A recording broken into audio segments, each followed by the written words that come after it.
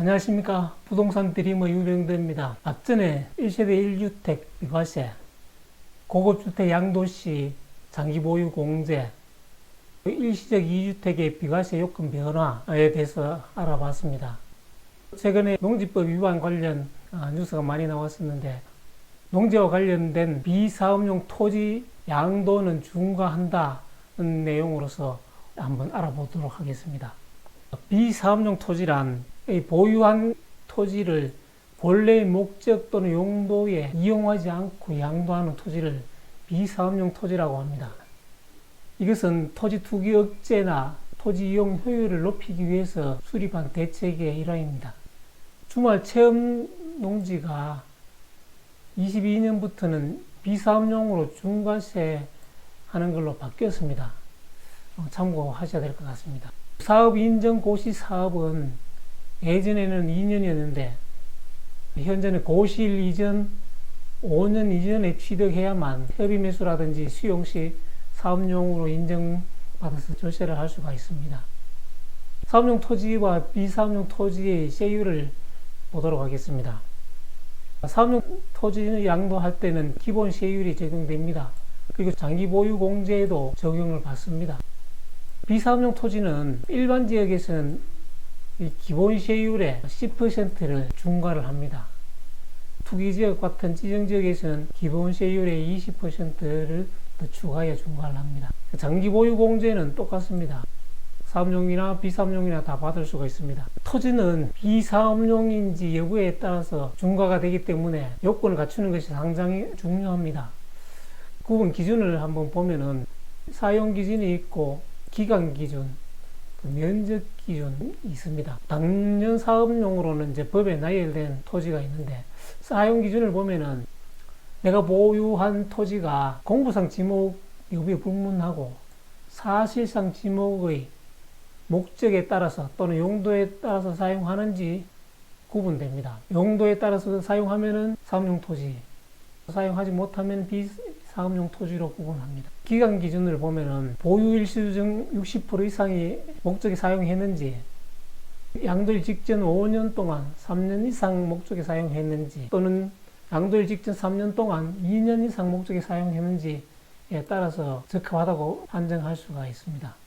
법령에 따라서 사용금지라든지 제한기간이 있는 것은 다 목적으로 이용한 것으로 와서 사업용 토지를 인정해 줍니다. 그러나 경공매 절차에 진행된 것은 벌써 양도된 것으로 보아서 기간을 제외합니다. 면적 기준을 보면은 각 지목별로 법에서 정한 범위 내의 면적일 경우에는 사업용 토지로, 벗어날 경우에는 비사업용으로 보는 겁니다. 도시지역 내에 5배 내까지는 주택부수 토지로서 인정을 합니다. 도시지역 밖에는 10배 내까지는 사업용 토지로 봐주고 초과할 때는 비사업용으로 봅니다.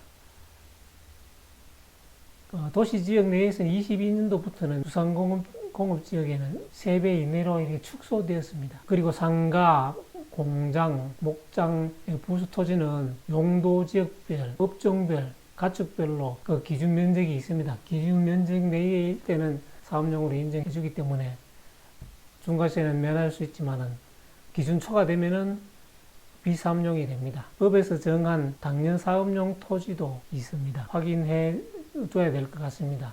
다음은 농지가 비사업용이 해당되는지 벗어나는지에 대해서 상당히 중요합니다. 중과세가 적용되기 때문입니다.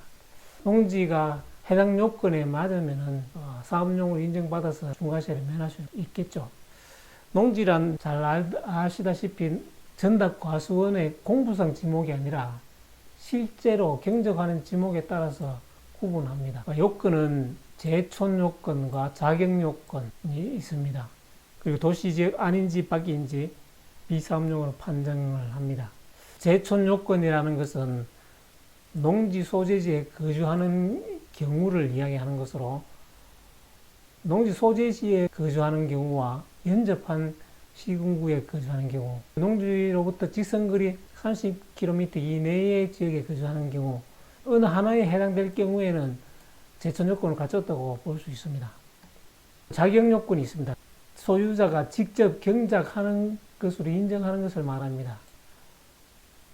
농작물의 경작, 다년생 식물의 재배에 종사하거나 농작업의 2분의 1 이상 자기 노동력에 의해 경작 또는 재배하는 것을 말하는데, 자기 노동력에는 배우자라든지 자녀는 인정이 안 됩니다. 오로지 농지 소유자 자기 노동력만 인정됩니다. 사업소득이라든지 급여소득이 있는 경우 3,700만 원 이상인 경우에는 자격기간에서 뺍니다. 복식부기 의무자의 수입 이상일 때는 그 기간에서 제외합니다. 제촌 요건과 자격 요건을 갖추었을 경우 8년 이상 작용했을 경우에는 양도의 현재 세액이 1억 원까지 나오더라도 100% 세액을 감면받을 수가 있습니다. 도시지역 안에 농지에 해당되는 경우에는 대부분 비사업용 토지로 판단해서 중과세합니다.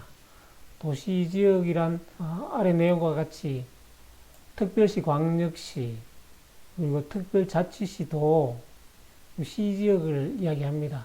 거기 군지역이라든지 읍면지역은 제외하는 지역을 말합니다. 이 도시지역 편입되면은 대부분 비사업용으로 봅니다. 편입일 전 1년 이상 제촌 작용하는 농지가 편입이 됐을 때는 편입일로부터 3년까지 사업용으로 인정을 해주기 때문에 이 기간에 양도 여부를 판단을 해야 되겠습니다. 다음은 상속 농지를 보도록 하겠습니다. 상속 후 5년 이내에 양도하는 것은 사업용으로 인정해줘서 중과세 면제됩니다. 상속 후 5년이 경과되었을 때는 상속 개시부터 3년간만 사업용 토지로 인정해주기 때문에 양도 여부를 판단하셔야 되겠죠. 임야와 농지가 있는데 지목이 임야인 상태에서는 제촌 요건만 갖추면은 사업용으로 다 인정받을 수가 있습니다. 그러나 임야를 농지로 지목 변경을 했을 경우에는 제촌 요건과 자격 요건을 모두 갖추어야만 사업용으로 인정받기 때문에 지목 변경에 대해서 유의하셔야 될 것 같습니다. 사업용으로 무조건 인정받는 농지가 있습니다. 이런 부분을 잘 파악을 하셔갖고 내가 소유한 농지가 어떤 농지에 해당되는지 가능하면 제촌 요건이라든지 자격 요건을 갖추고 절세를 할 수 있는 방법을 찾아야 될 것 같습니다. 주말체험 농지가 이제는 비사업용으로 중과세 하도록 되어 있습니다. 원래 세대원 전부가 1,000제곱미터 미만의 농지일 경우에는 사업용 토지로서 중과세는 제외되어 있었는데 22년 1월 1일부터는 실제 농민이 아닌 경우에는 비사업용으로 중과세 됩니다. 다음에는 더 알찬 내용으로 다시 찾아뵙겠습니다. 감사합니다.